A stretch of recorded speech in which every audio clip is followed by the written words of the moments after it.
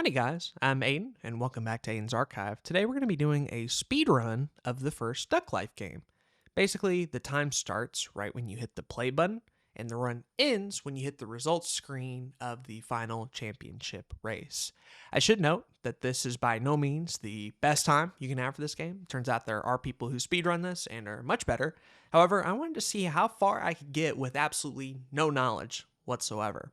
This was spurred on because Zach showed me a program called like Flashpoint Infinity or whatever, and it has a ton of old Flash games as well as animations. I'll link it in the description below. It is very fun, but super addictive.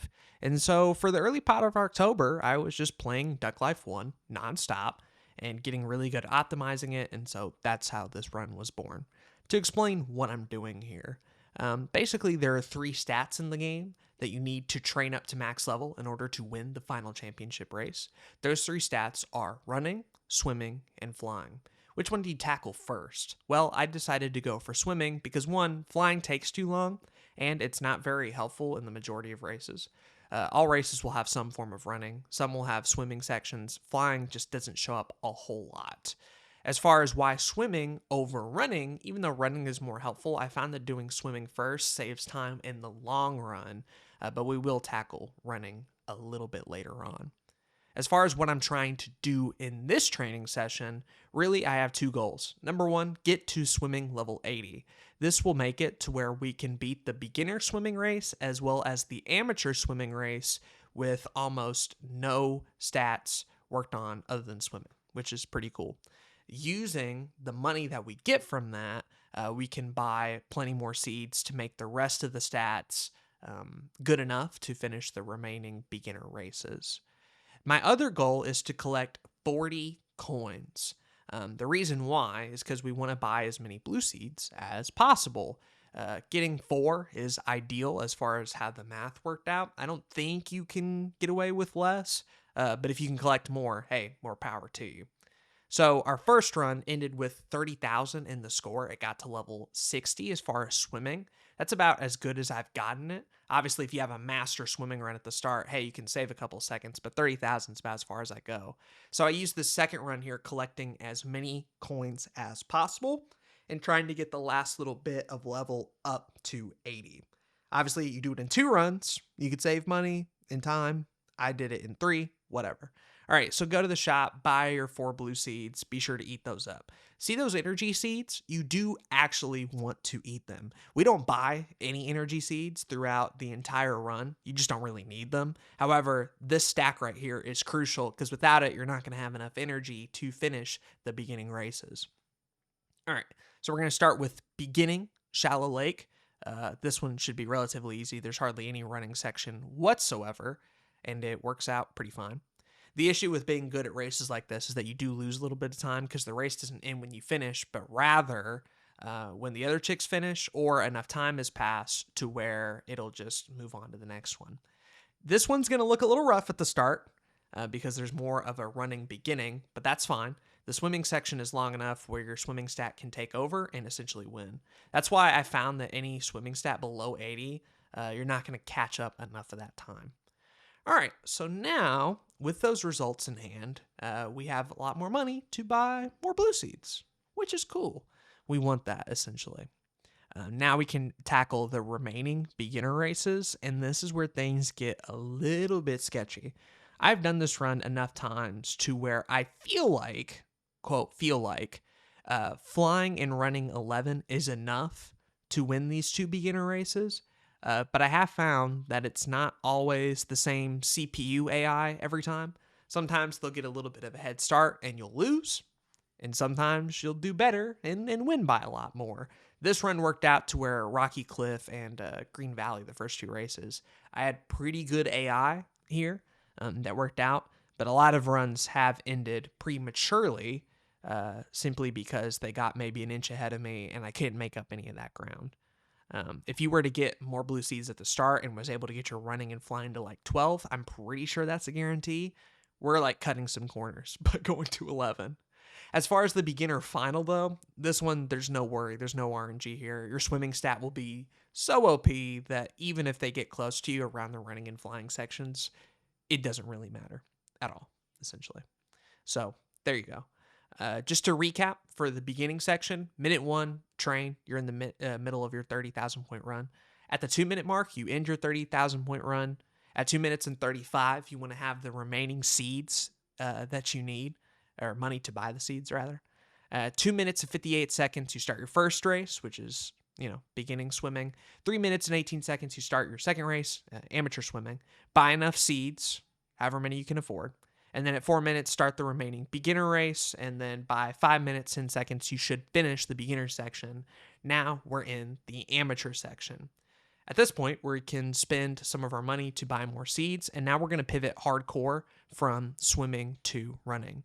At this point in the run, you should never have to train swimming again.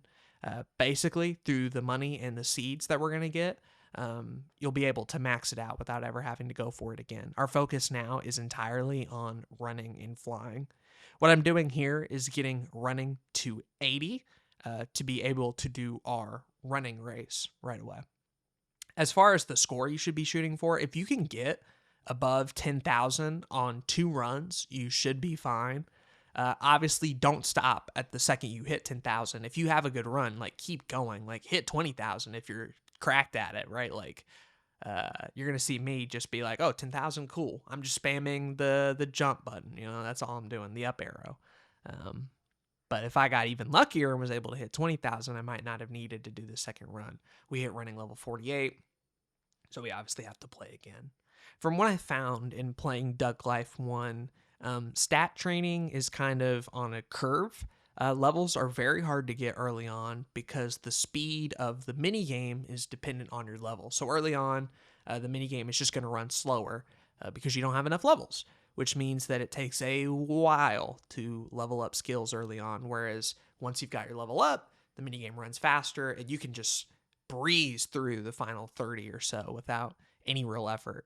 So that's why it's important that early on training, you maximize the most out of your runs, because the better you do here, it means that the next time will be even quicker.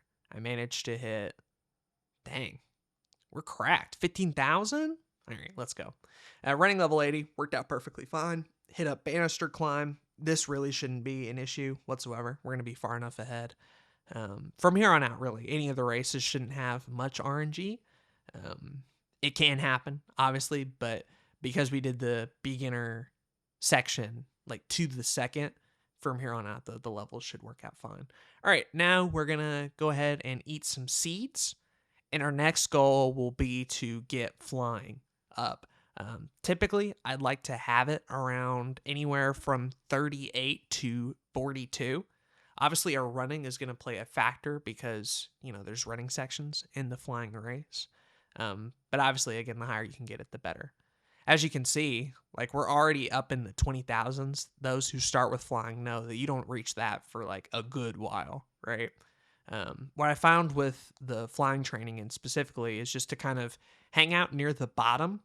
And then the second it starts to slow down, dip into the water and hit retry. There's going to be a section of the flying training where it's really slow and the last couple of numbers take a really long time, and then you slowly fall to the bottom.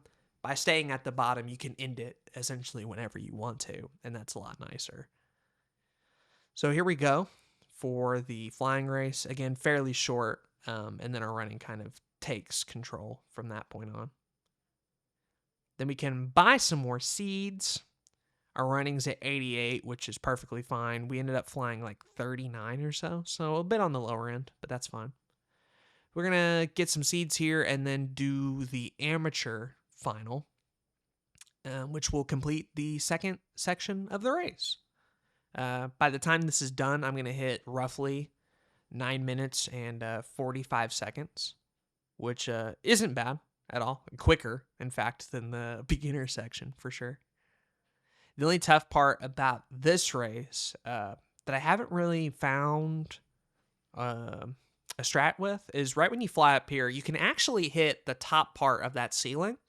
And then by doing that, you hop right into the swimming section and then jump off and fly, which is a lot quicker than what I ended up doing, where I almost reached the ceiling and then slowly went down and had to do the bottom ramp.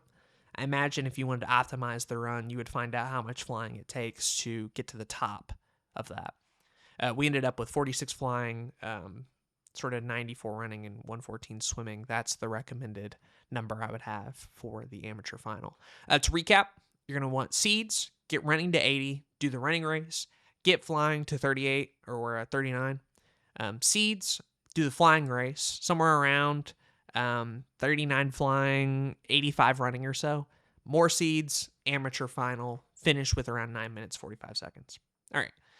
The expert section. This is the last section of the run, because after you do all the experts, that's how you unlock the World Championship race. Right now, we're going to get our running up to 121. This will let us do 2 races, essentially. The running final, which you're seeing now, and then the swimming one. Remember, swimming was already good earlier, and it kind of matches a little bit. So we can do both of these and get a lot of seeds, which is nice. If you can hit 121 on run, 120 on swim, you got it in the bag. No worries here. And now we have a ton of money because these expert races give you a bunch of seeds. Now, there is something I noticed, right? Eating seeds takes time. And early on, it's worth getting as many seeds as you can because the training is so slow that it's actually faster for early levels to just go ahead and buy as many seeds and then eat them, right? As you tend to level up, though, it actually might be faster to get more levels by playing the mini games, because the mini games speed up, and there's always a ceiling on how fast you can click and eat these seeds, right? So, there's a bit of a trade-off there. Like, you can buy a lot of seeds, but maybe you just want to save time and get to flying training a little bit quicker. Because you have to have all your stats maxed out in order to do the championship race. So 50 energy, which we already have. Running and swimming have to get to 150, right? And so I don't really want to go into those trainings again.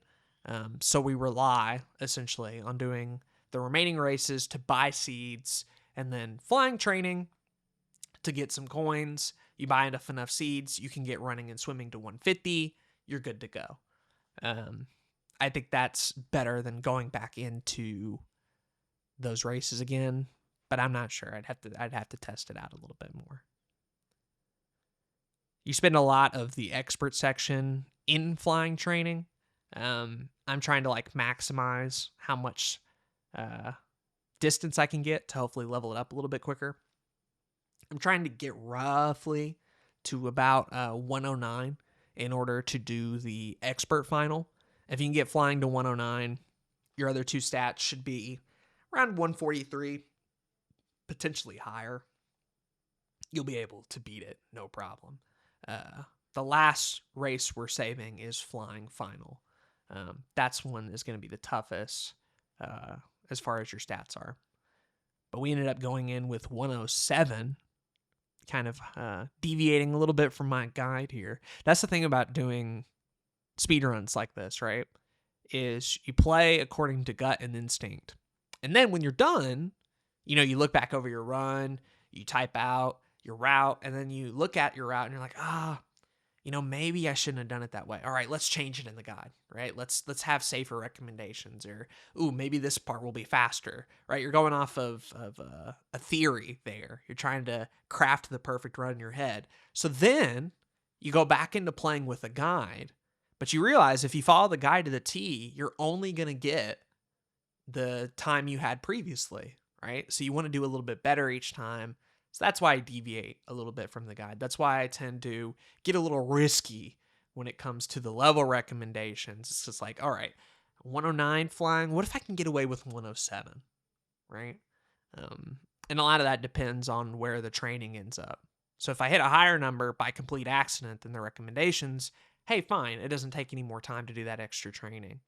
But if the training ends and I'm a couple levels behind, I don't really have the time to go back in and play the mini game again, right? We gotta go, right? So sometimes it's born purely out of necessity as well. Probably a mistake that I made here is I should have ended the flying right about at 100,000, but instead I go a little bit more, which maxes out our flying at 150. If I had ended it around 100,000 score-wise, I believe I would have hit 150, and then I could have saved some of that time. All right, so now We have all of our stats maxed out. We did the flying race, and now we go into the championship run. There's no RNG here. If you have all your stats maxed out, you will always win this race. It'll look close, obviously, but that's just because that's how good this duck's stats are, I suppose. If you don't have your stats maxed out, I don't believe there's a way to win it. That's something that looking up speedruns of this game could probably tell me. But hey, look at that. We finished it. Thank you guys for watching, and I hope this was fun. All right, bye-bye.